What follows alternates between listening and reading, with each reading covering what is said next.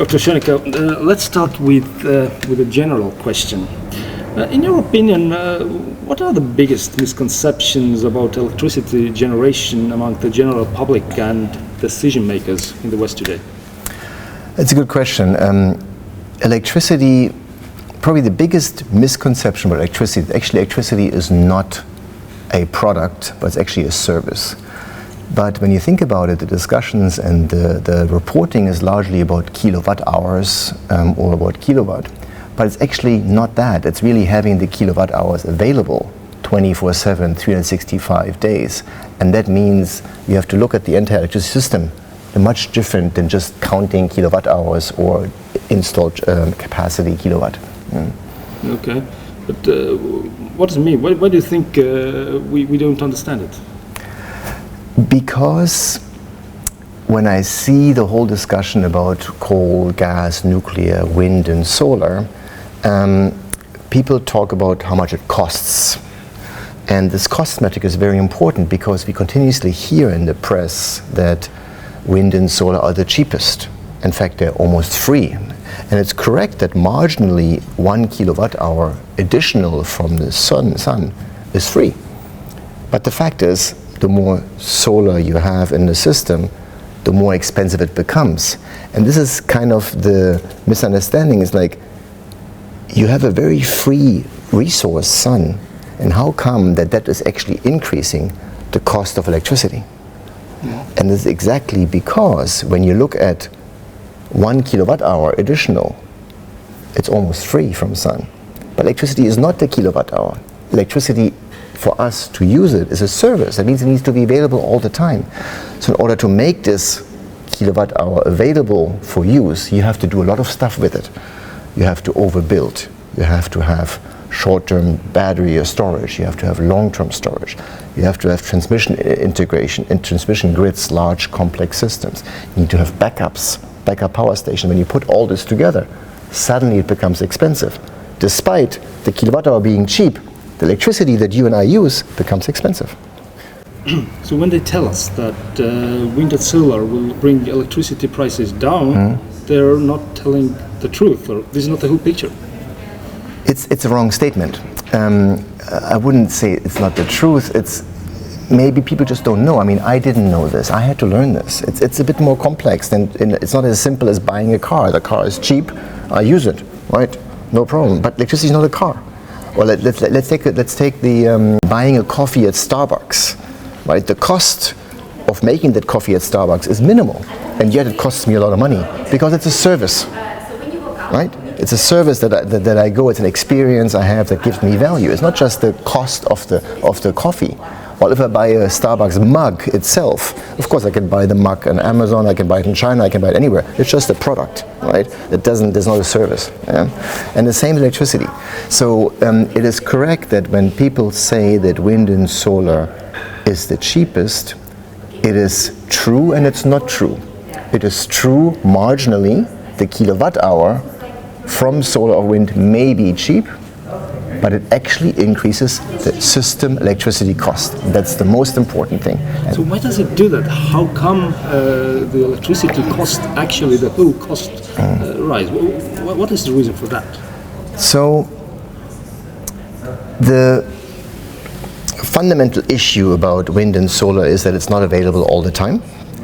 And it's not available, you cannot schedule it, right? The sun may shine. Today it's a beautiful day here, right, in Tallinn. But maybe 3 days ago it was not, I don't know, it was not nice. And at night certainly the sun doesn't shine. There's no wind, there is wind. So the key problem arises from this, what we call intermittency, the unpredictability. And in Germany, the sun only shines on average 10% of the time in the year. That means when you have a solar panel, right, that will actually work only 10% of the time in Germany. In Estonia, it's less. You're further north, right? It's less than 10%, maybe, I don't know, 6, 7, I don't know how many, 6, 7%. Now, that means the other 90%, it's not doing anything, just sitting there. On top, you don't know when the 10% is. You only know it's not at night. You don't know when it is. There might be a cloud or something. So that has a huge impact on what you have to make to integrate this. Yeah. So that's one element, is intermittency. The second element is what we call energy density. So the amount of electricity or energy available per square meter from the sun is very little. It's very dilute, it's very small. This huge sun is the biggest, strongest source of energy, obviously. It's amazing. But the fact is that density per square meter is very low. That is why you need to build these large fields. Otherwise you wouldn't need them. The reason why you need to build so much is because there's so little energy per square meter. The same with wind, by the way. Also wind, you need to have these large wind turbines to collect this free energy. And the energy density required, how much space you need, is very high. So the intermittency is one issue, and this density is a second issue. And the third issue is that all these installations do not last very long. They need to be replaced every few years. 10, 15 years, they say that solar lasts 25 years, but that's not true anymore. When you have the newest grid-scale solar installations from China, they will last 10 to 13, maybe 15 years. That means you have to continuously replace these large installations. Yeah. So these are the fundamental issues why it is more expensive. And then, in order to overcome the intermittency, you now have to install short duration batteries, short duration storage, which only lasts you for a couple of hours. That doesn't help you, because... So, let me just ask to understand it correctly. So they're telling us that this is the solution, right? Yeah. But it isn't. No. It's far from a solution. It makes it worse. How so? Because the amount of energy and raw materials required to build this entire system to make wind and solar energy, electricity, usable is so vast that in fact it becomes an energy problem, that you have so much energy investment that the energy you harvest out might not be enough to even pay back the energy you invested first. Okay. So I would argue that grid-scale large solar in Estonia may be an energy sink. That means over the lifetime of solar, you may actually invest more energy than you get out. But is it the same with wind turbines? It's not as bad, but similar. Okay. So just, that you could imagine it a bit better, maybe a kind of comparison. How much raw materials go into a wind turbine or battery, well, compared to, well, for example, traditional fossil fuel-based systems? Yeah. So the traditional, conventional energy systems, coal, gas, nuclear, let's say, right? You are investing, of course, you have to build the infrastructure, right? A lot of steel and cement, all these things, and then you have to feed it with raw materials as fuel, right? You have to fuel it, right? Of course, uranium is the most efficient, the most advanced, very little you need, right? So actually, nuclear is the, energy-wise, the best technology there is in the world. It's not the cheapest. That is why we use coal and gas, because coal is not the most efficient as nuclear, but it's actually very low cost. Gas is slightly more expensive, but it has other advantages. So if you think about global systems, people or countries use what they have available in the ground. You use shale oil here in Estonia, right? Because that's what you have, and it makes sense, right? You are looking for the optimal solution to generate electricity or produce energy by using your resources available to you. Right, and you could do nuclear, right? Do you have nuclear plant? No, we don't. You don't. We have a discussion in Estonia about the nuclear plant. You could have nuclear. It makes a lot of sense, but it will be more expensive than your shale oil. So then you have to weigh out, right? What's the advantage or disadvantage? That's why countries have a combination of everything, right? The only thing that you can be sure of, that the more wind and solar you put up, the higher your cost becomes. And it gets worse the more you have. It's funny how it works. So in a way, the first solar panel will probably reduce your cost. But then there's an optimal point at a very low point. Then the cost starts going up, and actually goes up further. It increases exponentially the more you have, the system cost. Yeah. It's very interesting how it works. Well, exactly. I mean, why is it so that the more you have those so-called renewables, the higher prices? I can explain it to you very simple. Look at Germany, right? So Germany has now the installed capacity of wind and solar is now double the actual demand. Right? So you have to overbuild. Now when the sun shines, that's actually too much. That means the additional kilowatt hour from solar at 1 o'clock in Germany today is useless. You have to give it away for free, or at negative prices you have to get rid of it. So that's why actually the more you have, the higher the cost, because actually the value diminishes. So that's what we call a solar capture rate. That means the value of additional kilowatt hour from solar. The first kilowatt hour from solar is quite valuable, right? And the more you have, the less valuable the kilowatt hour becomes, because you already have it. Everybody has, the sun is there. Why I need more, right? I need it at night, but there's no one at night. Or I need it in the Dunkelflaute in the winter. No one has it, right? So of course that means that the value becomes less, and that also obviously means, because the cost remains the same, that actually the total system cost per kilowatt hour goes up. It must be. Okay, we have a book on the table. Yes. I will show it to the camera. The Unpopular Truth.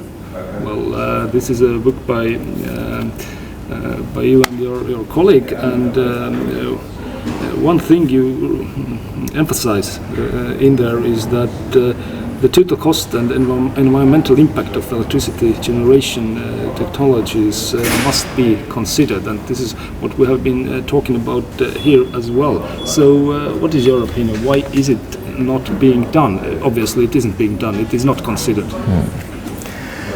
Look, I mean, now we're talking about what the motivations are. I don't know what the motivations are. I think there are a lot of people who are genuinely concerned, right? And they're trying to make the world better. I also try to make the world better, right? I strive to promote the most efficient ways to fuel our life, right? Because energy is the basis of everything we do. Without energy, there is no life in the modern sense, right? We could go back to the cave, that we don't want that. But of course we want to have our existence with the least environmental impact. However, we have to consider something. When it comes to energy, there's three main points we call about the trilemma of energy, right? One is the reliability, second is the affordability, and third is the basically the environmental impact. And you need to optimize those three things. And I have the sense that in today's world, many politicians start with environment. But you think about it, first, energy needs to be reliable. When it's reliable, only then can you start to optimize the cost. Because there's no use in optimizing the cost if you don't have reliable energy, right? And once you have reliable and affordable energy, then you can start to actually optimize and minimize the environmental impact. You cannot start here. And that's what happened with wind and solar. We're starting here. We're trying to basically reduce the emissions of generation, because practically a solar panel has practically no emissions, not no emissions. Actually it does heat, and funny enough, solar panels heat the biosphere, right? When you put your hand above a solar panel or below a solar panel, it's warmer than without a solar panel. So actually you're warming the biosphere by having large solar fields, right? Very funny. Anyway, so we're starting with the environmental issue based on certain narratives, and then we're looking at this. But you have to look first reliability. Look at Spain, the Spanish blackout. This is a reliability issue, which this specific blackout would not have happened if Spain had stayed with coal and gas. Would not have happened. But there are also blackouts that happen with coal and gas. I'm not saying that the world is safe, but I'm just saying this specific one could have been avoided. Okay, but what was the reason behind it? Because there are still people. The Spanish government does not actually acknowledge that this is because they went too big on wind and solar. So well, it's interesting. In a way, they have acknowledged it, because when you look what happened after this blackout, you see that solar was curtailed more. That actually they made sure that there's less solar in the system, because they realized the importance of what we call inertia, of the spinning machines, these large turbines that we have running our grids. You see, electricity grid, I mean, I'm learning all these things. I find it, I'm very fascinated by it. And just to think that we're sitting here, right, and we have this light, and this light is running on 50 hertz, right? And that means 50 times, a second, right? It's going up and down like the thing. And it's the same frequency we have in Germany, because the systems are connected. Exactly the same millisecond. The entire grid has the same frequency. Any disturbance causes problems. Machines die, lights blow up, right? And we need to always keep this frequency exactly the same. And if there is too much variation, machines turn off, right?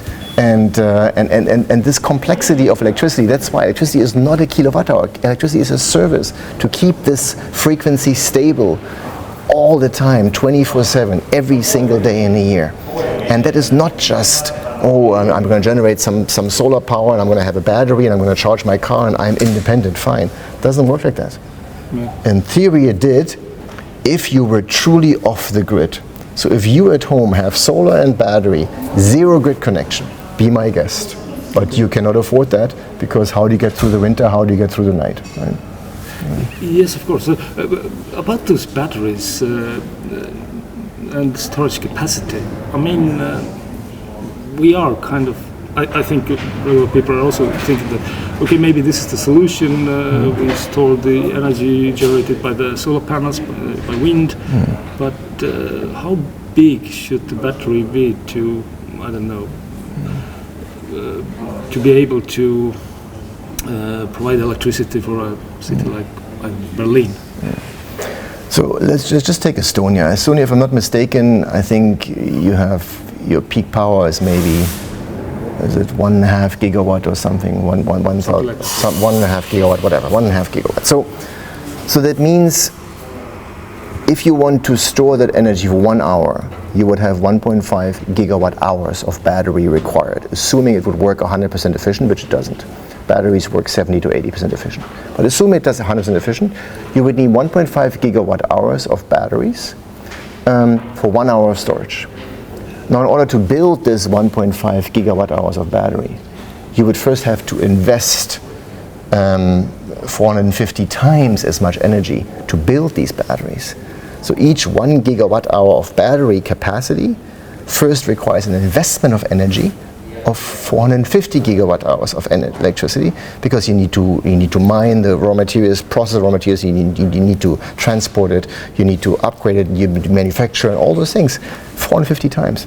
And then you need to also invest 700,000 tons of raw materials, which come from Africa, from everywhere, right? And all this stuff is happening mostly in China, so China does all the manufacturing, processing, all those things. Most of it, not all of it. So now you have built all this stuff, you've invested this energy, you've invested raw materials, you now build this battery, it's now sitting here, 1 gigawatt hour of battery. So now you have 1 hour of storage. And now? So first you have to actually charge the storage first. That means you have to have enough solar, overcapacity of solar, to not only give you electricity when the sun shines, but you also need to charge this battery, right? And once you have charged it, it gives you 1 hour. Useless, right? 2 hours, 3 hours, 4 hours, 5 hours. I mean, it's completely unimaginable for me how people can think that batteries can really be the solution. Batteries may help a certain aspect, a few seconds, a few minutes, a few hours, maybe. But the environmental impact of batteries, which last maybe 10 years, 8 years, then you have to throw them out, you have to dispose of them, because recycling doesn't make sense, it's too expensive, or it takes energy again, right? I mean, to think that battery storage is a solution to the problem of intermittency, wind and solar is unimaginable for me. It doesn't make any sense. Batteries are an environmental problem. They are explosive. They are environmental nightmare. We know that, I mean, from our phone batteries, from our normal batteries, right, how long they last, how they degrade over time, right, they get worse. And what do you do with them afterwards, right? So to think that these grid-scale large batteries, I'm sorry, they are not good for the environment, and they will not actually solve the problem. Yes, of course. And if you think about it, then the whole, well, starting from the question of misconceptions. Yes. And this is one of the misconceptions, and I think the big misconception here is batteries, along with wind and solar, I think, as you explained it, they're called green energy or environmentally friendly energy, but as I understand from your work, it's quite the opposite. Yes, I mean, there is nothing green in the world. There's nothing zero in the world. That doesn't exist. Everything we do requires industrial operations, including building wind and solar and battery operations, right? And not only you require industrial operations, you require raw materials, and you require energy to build all this. And that's probably the most important economic principle, which in my view, not every person has to understand, but at least people who make decisions on energy policy should understand. This investment of energy, because when you have the ratio of investment of energy and how much energy I get out, it's called an EROI, energy return of investment. We know ROI from money, right? I put $1 in, I get $2 out. The same with energy. You have one unit energy in, you get 2 out. But we need 20, 30 out. And wind and solar gets me very little at system level. Mm-hmm. So, what does a renewable future look like, in your opinion? Can we realistically, right now, replace fossil fuels? So, first of all, my argument is that wind and solar is not the solution. It cannot be the solution. And this is a purely energy economic argument. It's not about politics. It's not about left or right. I don't care. It is just purely logical energy economic. Wind and solar cannot be the solution because of the energy density issue, the intermittency issue, and they don't last very long, right? And all of this together has a large impact on what we do. So they cannot be the solution. Now, if you think long term, realistically, we cannot forever dig out coal, gas, and oil from the ground and burn it. That cannot be the solution either. But we have to invest in R&D to find that solution. What is that solution? I don't know. Nuclear is part of it. Fusion, fission, geothermal, maybe some, the fact is that the sun has so much energy that if we were to really be able to harvest this energy, not with what we do with today with these photovoltaic systems, but if we find another way, I don't know, in space, I have no idea. Maybe that's a solution. Or maybe, someone comes and, we discover some new element, oh my God, there's like this, we don't know what we don't know. But we have to invest in R&D. We have to invest in transmission, absolutely, because if we transmit energy more efficiently, more effectively, we can optimize our energy use. Also storage, if we have very efficient storage, we could optimize our energy use. We could reduce the cost, we could reduce the environmental impact. But we have to invest in R&D, that's number one. Number two, we have to invest in our existing systems today, coal, gas, nuclear, oil-based, right, hydropower. We have to invest in this, not take money away. We have to invest in it to make it more efficient and cleaner. Because let's say the global power plant efficiency is 35% right now. That means 35% of the energy you put into a power plant comes out in form of electricity. The rest is thrown out, which is terrible, that's the way it is, right? Now, if we increase that from 35 to 38% on average, we have just improved our efficiency by 10%. We've just reduced our coal burn by 10%. We've just reduced our entire environmental impact by 10% by investing in the newest power stations. And that's exactly what China does. China is building new power stations left, right, and center. The newest, most advanced one. Germany just blew up a coal-fired power station, 6 years old, in Hamburg. Literally blew it up. 6-year-old power station. The most advanced power station in Europe was destroyed. Because of greenhouse gases? Exactly. Because that's to save the climate. Yeah. Are you worried about those greenhouse gas emissions? So look, I am concerned about the environment, like everyone is. To say that reducing our CO2 emissions will actually have a measurable impact on our climate, I have certain doubts, and there is scientific evidence that it doesn't seem to be that way. But greenhouse gases are greenhouse gases. They do have an impact on temperatures, absolutely. That impact actually logarithmically declines. So the more greenhouse gas you have, the less impact you have. But so there's not about climate denying or any of that. Everything has its plus and minuses, right? But I'm also, for instance, very happy about CO2 because CO2 gives me more green, right? Every greenhouse in the world is injected with CO2 so that plants grow faster and more efficient. So that's another positive element.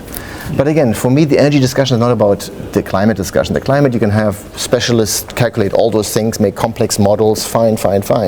I am right now saying what actually works.